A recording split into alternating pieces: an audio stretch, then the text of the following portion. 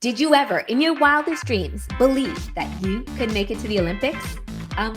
Yes, I did. I would glide across my parents' tiles thinking I was an elite figure skater, doing double axels and even triple axels. And speed skating, well, that was my jam. But clearly, that wasn't enough for me to qualify to be an Olympian. It was just a childhood pipe dream. But not for Luka.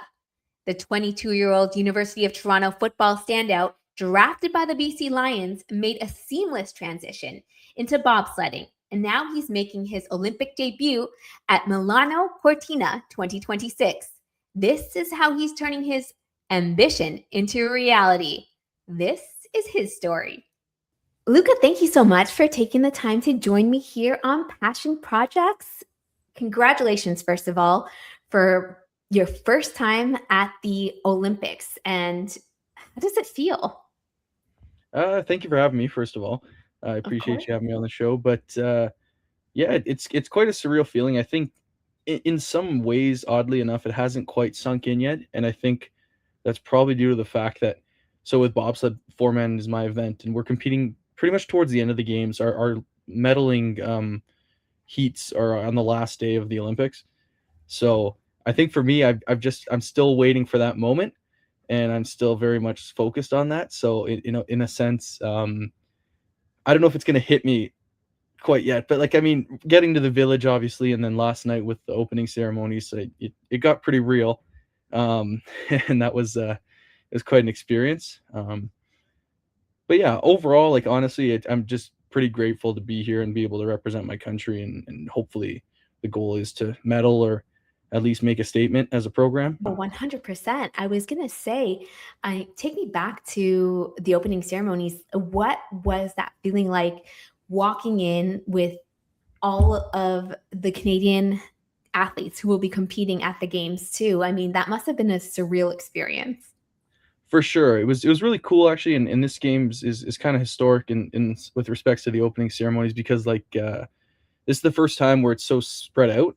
So Yeah. there was like several um, opening ceremonies happening all at once, and I think they did a really good job of kind of showing that on TV without it being kind of awkward or like split screen. Like the sequence of when all the athletes came out was like perfectly timed because I saw the CBC stream and they had shown kind of the sequence of all the different opening ceremonies. But overall, just being able to walk out with my teammates and the rest of the Canadian team that's here in Cortina was quite the experience, and it was very personal. Yeah, because we were just walking the streets.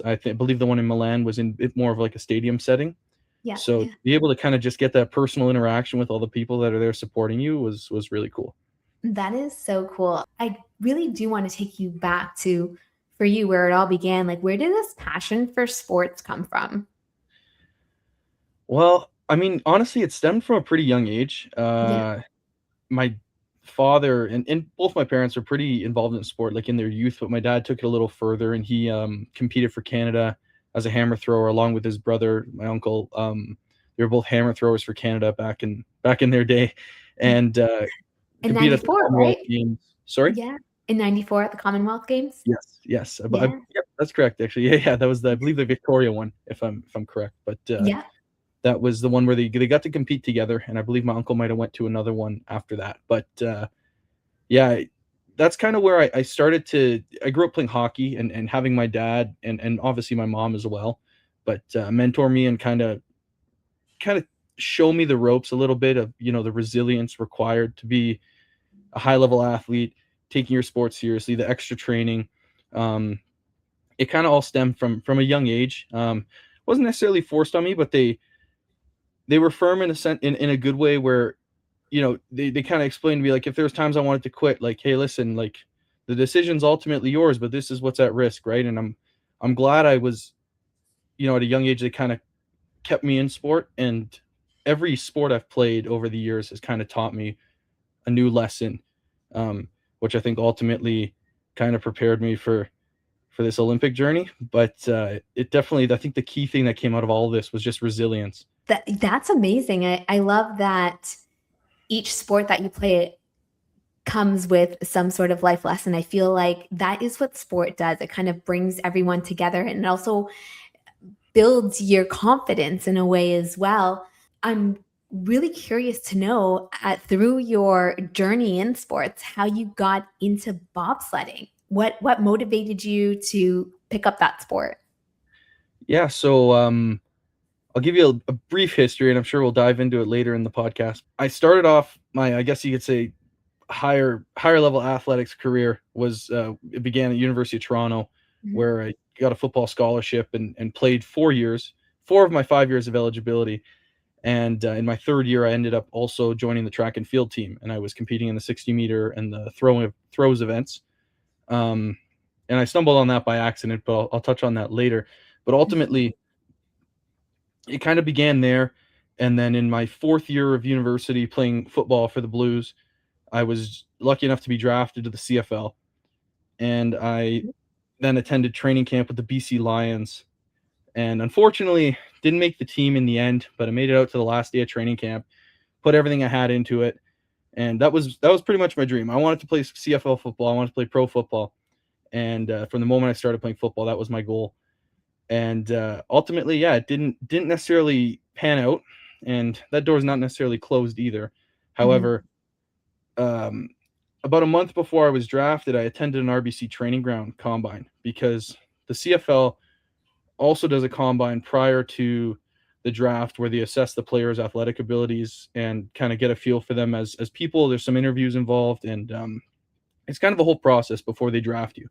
Um, but ultimately, I was in the best shape of my life, and I kind of hit this period where it's a bit of radio silence. I'd done the CFL combine, put a lot of effort into training for it, but I just didn't know if I was going to get drafted or not.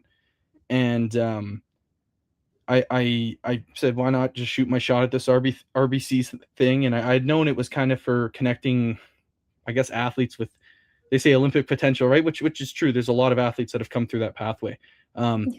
and I had gotten connected with bobsled through that, and they were interested in having me out at a camp. But I kind of told them, listen, I'm gonna have to put this on hold because then what ended up happening was I got drafted to the CFL. But I said, if Mhm. anything changes, I will give you guys a call. And the night I got cut, the first call I made was to my parents, and the second call I made was to my contact Ryan Summer at Bobsleigh Canada, and said, "Hey Ryan, like when do I start?" So he sent me the information for a training camp, and ultimately I got to my first kind of pushing camp. It was like an intro to pushing a sled. I had never touched a bobsled, never ran on ice before. Yeah. Closest thing to that was playing hockey, just skating, but obviously very, very different. Um, and yeah, that kind of, it kind of stemmed from there. Um, what we have in Calgary, which is like the main training hub for bobsled, is it's called an ice house, and it essentially just mimics the start of the track, which is just the pushing segment. And this ice house is just, it's a push track where you'll put a sled on and you can push it, you go down a little hill, and then come back up to the start. Um, Strictly, it's all a straightaway. There's no turns, no driving involved, so it's exclusively for practicing your pushing. And they had me push this frame sled. It's just this piece, like heavy, welded together piece of metal with runners on it. And runners are those what people like to call the blades, but they're actually really smooth and beveled. And we spend a lot of time polishing them in bobsled. But it's just essentially this sled that we're pushing, and there's a timer, and once you trigger it, it gets your time. So at the end of this camp, there was um, there was a little testing event where they just wanted to see, out of all the mainly RBC or other athletes that they identified as potential prospects for the program, I went and pushed at that, and I pushed. I believe it was like a 5.19, which the team standard was a 5.15, but I had only pushed a sled less than 10 times, I think, at that point, or just over 10 times, somewhere in that range. We'll say less than 20 reps of pushing the sled. So I think they were a little bit impressed with that, and ultimately I earned an invite to join the national team's training program and return for another evaluation camp. And there was about two more after that. But I think the big breakthrough moment that kind of, Mhm. at least prior to sliding, got my name out there was when I pushed in our first official testing camp. I pushed a 5.08. So I made a significant Wow. drop in my pushing abilities. And at that camp, at least, I think it was ranked third overall out of all the athletes in the pool. So Oh, including current national team athletes. So I think it definitely turned heads in that sense, and kind of set me up on a good path for pursuing the sport. mhm. But ultimately, at that point, I was still very locked in, and still am to this day. But that I wasn't able to call myself a bobsledder because obviously I hadn't gone down the hill yet. Um, and just for Oh, some yeah. context, I suppose I skipped over the timeline for all this, but I would have done. I would have went to CFL training camp in May. May By of last year, May of 2025. 2025. Yeah. So May 2025, that is when I had gotten released and finished training camp pretty much right at the end of May. By June, I think early June, I was already in Calgary, getting ready for bobsled and intro to pushing. And then July and August, sorry, August, I believe, was that camp where I pushed the 508, and that was the kind of next that was the moment that led into everything else. And then ultimately, fast forward a couple months, there was one more evaluation period. I kind of continued to push and keep myself in the mix. And then we ultimately went to Whistler, which was the real test, and that was where we kind of segued into sliding for the first time, and that would have been in October. So my first time going down the hill was October of 2025. So ultimately, when our sliding camp in Whistler, which was the real test, right? See if I can handle the strains of sliding, and kind of can I bobsled, essentially. So we had a 2-week training camp in Whistler, and they Mhm. brought all the other recruits who kind of came in through similar pathways to mine, through RBC and other recruiting outlets. They took us to Whistler to kind of see what we could do on the hill and evaluate us. And ultimately, I got the exciting news that I would be joining the team on the World Cup circuit. So this was a big moment for me because essentially, when I realized I'd be making the World Cup team, that was, I think, more emotional for me than actually getting told I was going to the Olympics, because the World Cup team, that's like the team that competes all across Europe, and that's like the main circuit in bobsled. Arguably, Mhm. the best of the best are out there competing on the World Cup, like from every country. So that was the moment I realized, hey, this possibility of actually going to the Olympics might not be so crazy after all. And that was, I think, a very, very exciting time for me. So then, following our Whistler sliding period, I went back to Calgary for like a 2-week camp. Didn't get a chance to go home or anything like that. It was very much so straight to business, get pushing again in the ice house. And then what we ended up doing was went off to Italy, Cortina, to test out the new track for about a 3-week period, and that had then progressed into the remainder of the World Cup season, which was several stops, um, to like a bunch of different countries, a lot of traveling involved, and I kind of began sliding throughout that. Um, I guess throughout that period of time, and then our last stop was Altenburg, Germany, and from there I ended up returning to Calgary for a holding camp prior to the Olympics, and that was when we found out, or we're going to find out, about the big team announcement. So throughout the World Cup season, I mean, being a rookie and stuff, I did get to slide a lot. There was a lot of opportunities for me, and I just did everything I could to make the most of them. And essentially got back to Calgary.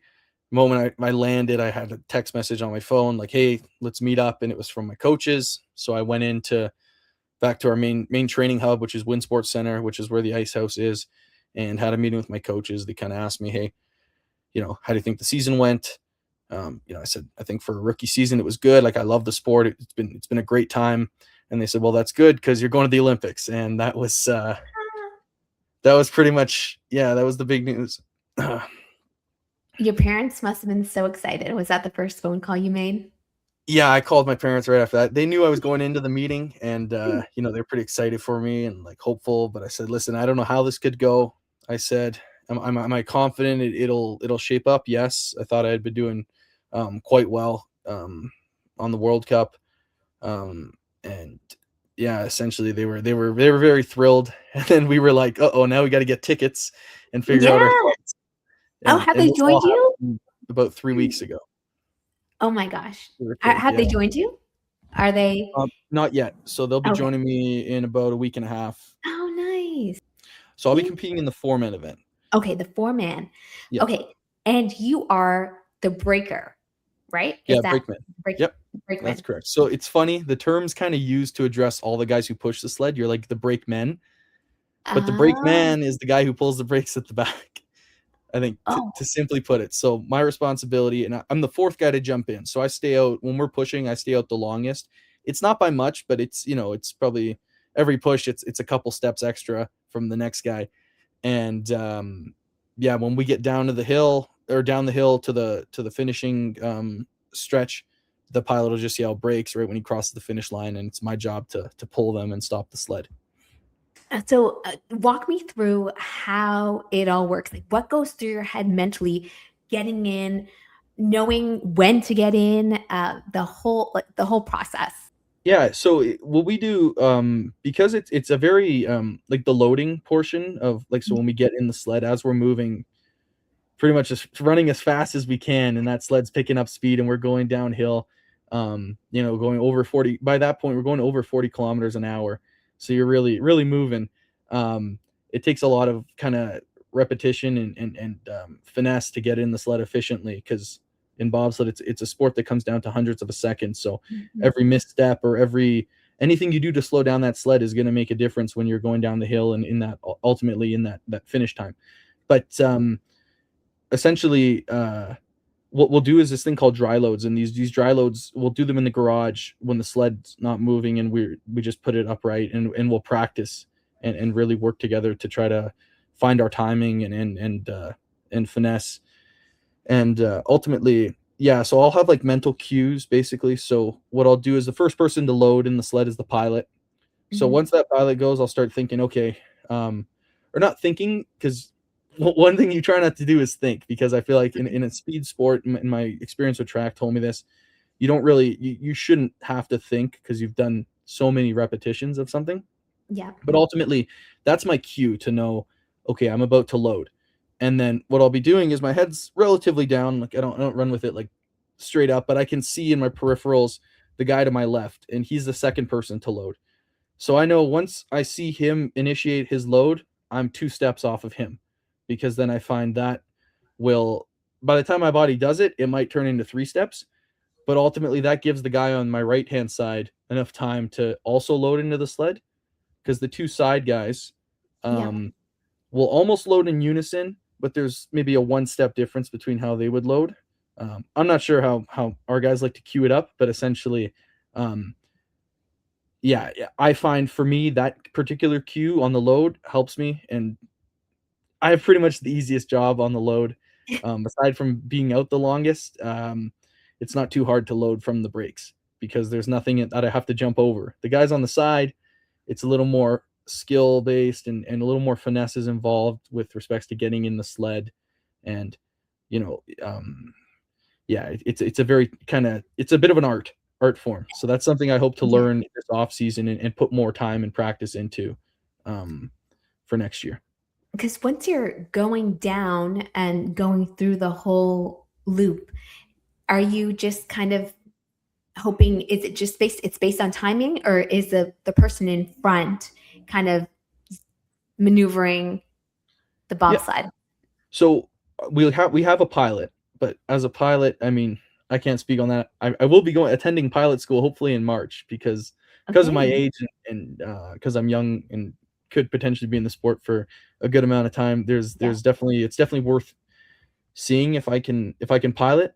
Um, but I could talk more on that later. But essentially, what the pilot does is there's what we call the line.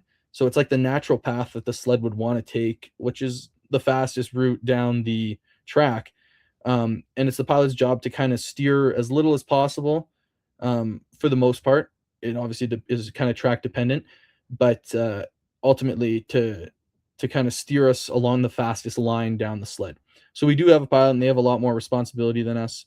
They do contribute in the push, and ideally, if you have a faster pushing pilot, it makes a world of difference in your downtime, Yeah. at the end of the day, because you have 4 beasts pushing a sled and putting up a good time. But ultimately, yes, a lot depends on the pilot and their ability to get you down the track fast. Um, for us brakemen, once we get in, our job's pretty much done. I have the job at the end of pulling the brakes, but ultimately it's get in the sled, get as low as you can in that sled, and just kind of stay still and let the pilot do his thing. Yeah, that's impressive. You just having to be still through the entire process and just kind of go through it. What do you find has been the biggest learning curve getting into this new sport? Um, Biggest learning curve, probably just the technique of pushing a sled was definitely a big one. Like I think through my football training and track and field, I had um a lot of good skills athletically that transferred really well to the sport, which Yeah. I think play a big role in why I was able to kind of ultimately make the Olympic team in such a short amount of time. Um, like my power from football and just training, and then the speed from track and whatnot. But essentially, yeah, definitely learning the technique of actually how to push the sled effectively, and Mhm. just a lot of like pretty much that this the technical aspects of the sport, I'd say were the biggest learning curve, but I had a lot of really good teammates and coaches that helped me along the way, and that's pretty much. Have you noticed any sort of similarities between football and track that you've kind of taken with you, or to just guide you along the way when it comes to bobsled?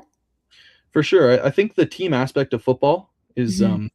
is a big one. Just being able to work on a team with a bunch of guys, and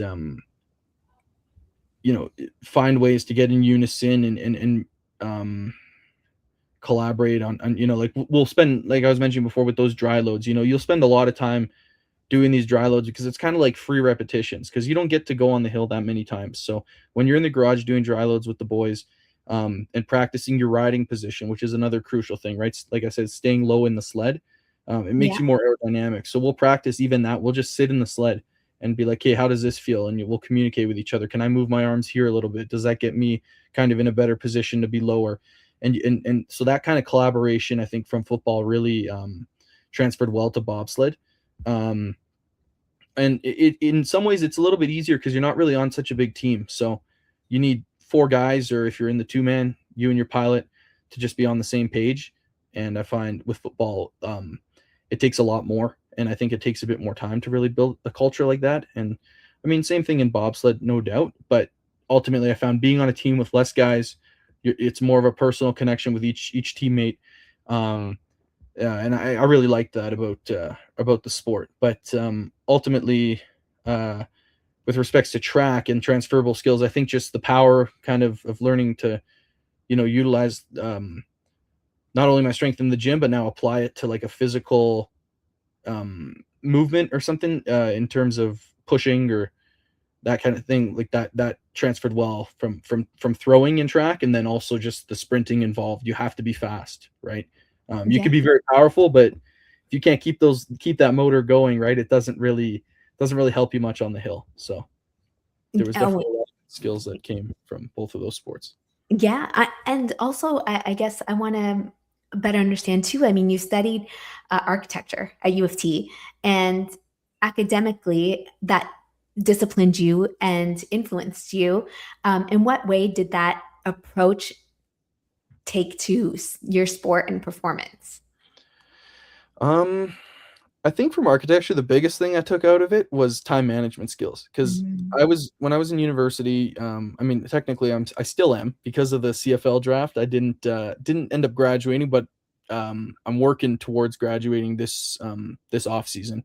So hopefully amazing. by this summer I'll be fully graduated. But ultimately, with football, we would be doing probably 40 hours a week total of between training and actually competing and stuff. And then on top of that, you're doing a very time demanding degree, right? Spend a lot of times doing drawings and stuff like that. It doesn't leave much time for anything else. Um, and ultimately, those time management skills and just being able to try to plan my day and To be completely honest, I'm not the greatest at it, but it definitely helped me improve, right? Like there's still Yeah. obviously things I lack. I'm not perfect by any means, but yeah, ultimately I think the time management skills from architecture just helped me with, managing my training and being from Toronto and so close to my family and living at home. Um, sometimes I got to go train, but then maybe I got to go pick up my grandmother or take her to a Right. doctor's appointment or something like that. So just planning my day just outside of school, right? And training that I think was the most crucial thing I learned from school and architecture, I'd say. That's awesome. And speaking of your family, how have they influenced you through, as you've mentioned, your dad and uncle have background in partaking in the Commonwealth Games, and how has that, I guess, motivated you? And do they provide you with advice, kind of going into this as well? For sure. So, I think one other big motivating factor aside from the sport aspect of my family is obviously being very close with my grandparents and whatnot. Their stories of when they came to Canada as immigrants was Right. another thing that kind of motivates me a lot. I found because so my dad's family is from Macedonia and my mom's family is from Italy, and I guess when they came here they didn't have much, but they kind of they worked hard and were resilient and ultimately built really good lives for themselves. And I think that's one of the big motivators for me. I think to myself, like, your grandparents came here with nothing and Yeah. you have so much. You have all the resources you need. Like you can make it happen, right? Mhm. And I think that's another thing my dad and uncle too, just outside of sports also, and my mom included in that, like just my family instilled that in me and that same kind of drive and just relentless pursuit of just being better or greatness, you could say. Um, Yeah. but Yeah, that was a big one. But then from a sport level, kind of the stuff I touched up on before, just the idea of just working hard. Kind of, I keep coming back to this word of relentlessness, but honestly, it's been a lot of that. Just even with my football journey, right? Like one door closes, and now I have this other opportunity with bobsled, and I jumped on it and just went all in, right? So there was it's just that constant pursuit of on with the next and keep going, keep chipping away at life and just see where it takes you. You know what? You just bring up such a good point, because in those moments when one door closes, you could crumble or you could just, be in your feelings, but you took this opportunity to say, I have this other opportunity within my reach. Why not go for it? Why not see what else is out there? And I love that, because I feel like that can be more relatable, especially to young kids as well, who are, pursuing their dreams or going into sports. And it might not go the way that they want, but there are other avenues in which you can take to kind of, your journey's not linear. It's always free flowing and moving. Of course, like honestly, I heard like a really good quote one time, right? And it's like you only fail when you stop trying. So Yeah. ultimately, like it's just you just got to keep going, right? Like I put in so much work training just physically and through football and track and field and it I said there's got to be something else I could put this these kind of talents and skills that I've developed. There's got to be another way I could put them to use, right? And bobsled kind of just came into my life at the right time, and yeah, I jumped on it, right? The doors will open, you kind of just got to walk through them, right? So Yes. And as the doors open, when you picture yourself standing at the start line, what is the feeling you want to bring in that moment? to be completely honest, I think like I mentioned a little bit earlier, just of not thinking. You got to just seize the moment. You can't be thinking about anything, even technique. Or I know I talked about that being a big learning curve, but when it comes to that stuff, I just have to trust the work I've put in and Mhm. just let my body and let my body do what it needs to do. And I've I think football helped me with that a lot too, because football is such a fast game, and there's obviously a lot of, if you hesitate. And in my position, I was a running back, so they give you the ball. You don't want to be doing too much thinking. You gotta go, right? Mhm. So bobsled's the same way, right? Like once I make that back call, and it's part of our cadence for when we know to to all hit the sled in unison, right? And that's Yeah. something we practice. But right when I make that back call, like my brain is ready, and I shut it off and I run as hard as I can and push as hard as I can, and just do my job to the best of my abilities. Um, You put in the work, you know the training, you've done it all. It's kind of just, as you mentioned, go, right? exactly. Yeah, you have to just trust the work you put in. Yeah, and what does success look like for you in your first games, I guess, beyond the podium, beyond the result? I think ultimately, if I can leave knowing I left everything I had and on that Mhm. hill and gave it everything I got, I can make peace with that regardless of the outcome. Obviously, there's a big part of me that wants to win, and I'm super competitive. But football taught me a lot about just worry about what you can control. If you did your best and controlled the controllables, anything that's a bit of an anomaly or an uncontrollable, you can't change, right? You did everything you could with respect to what you can control, and if I can leave knowing I did that, I can make peace with myself there. Amazing, and it's what we wanna see from you too. We are rooting you on for wherever we are as Canadians too. I wanna take this minute to have a little rapid fire fun with you. So just whatever comes to your head, feel free to just blurt it out. Uh, when it comes to the Olympic Village, the food you've most wanted to see or looking forward to eating? I really enjoy the pizza. Ooh, They nice. got a pizza oven pretty much running nonstop, so it's Love that. yeah, Are it's good. you a heavier lifter or faster sprinter? Ooh, maybe a heavier lifter, just based off the numbers I put up in the gym. I think they're a little more impressive than my sprint times, but I try to prioritize running. We'll put it that way. Love that. Yes. Your favorite recovery tool? I recently just bought this back brace. It's by this company, Hyperice, and it's just called a Hyperice Venom, and it just heats up and massages my back. And for bobsled, there's a lot of back pain involved, and this has been a major tool. Okay, I'm not even in that, but I could use that for my back too.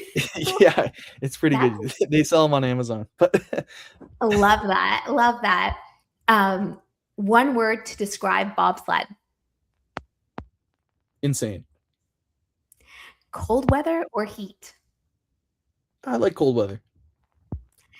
Your pre-race hype music: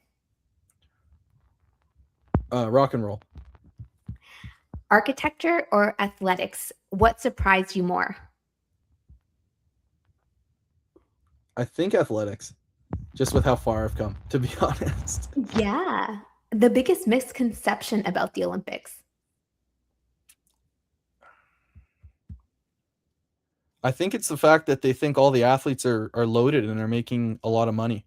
But the truth is, and not to go on a tangent, but I had to fork out a good amount of money that I didn't have to be here. Wow. And that's a Yes. whole other issue in itself. But yeah, for example, our team fees, unfortunately, were $25,000 this year. Oh my gosh. Yeah, and a lot of people don't realize that about the Olympics. It's the athletes, maybe the medalists and the people who are really, Mhm. um, really getting that exposure, I suppose, right? Are even them. Some of them are just not making the money that people would think they're making, considering you're representing your country on the world stage. What is one thing you'll tell your younger self before your race or before the Olympics? I think we did it, buddy.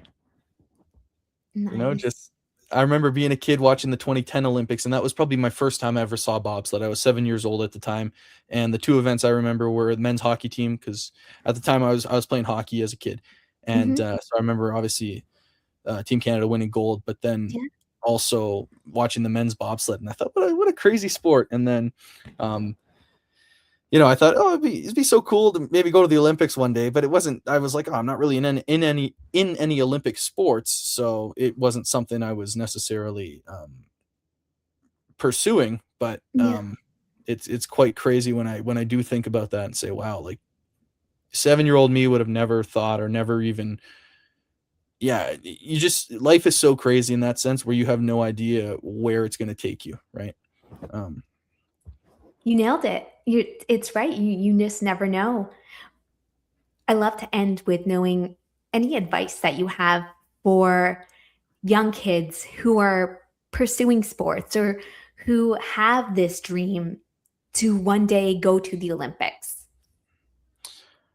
I think just work hard in everything you do. And I know it sounds a little bit cliche, but that really is the truth. Like there's no sense in overcomplicating it. Anytime you get an opportunity to do something, you got to jump on it and give it 110%. Because that one time, maybe you don't give it 110%, that could be the time your coach is watching you or evaluating you, and you're going to regret that later. So if you go into everything knowing you gave it your all, you can make peace with yourself at the end of the day. And the reality is, if you keep giving it your all, you're not going to fail. You're going to keep going, and things will shape up. Something will happen. It might not be your first, your first goal, but Mhm. something even greater might open up and you don't even know it. Amazing. Great words to live by. And for all of us to tune in to watch you, where can we do it? When is your race? Give us all the details. Yeah, so the 4-man race will be February 21st and 22nd, and it'll be here in Cortina, but you should be able to stream it or watch it just on CBC. I know that's, I think, the main one. They had all our World Cup races. But yeah, back home, probably CBC would be your best bet. But I think, yeah, if you look it up, there should be all the details. But from off the top of my head, that's what I got for you there. Sorry, I wish I had more. Amazing. But No, I love it. Thank you. Luka, thank you so much for taking the time to join us. We are rooting you on, and go Canada. thank you, Payal, for having me. I appreciate it.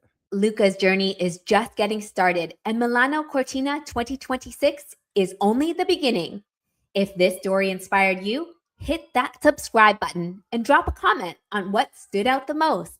And share this episode with someone chasing a big goal of their own.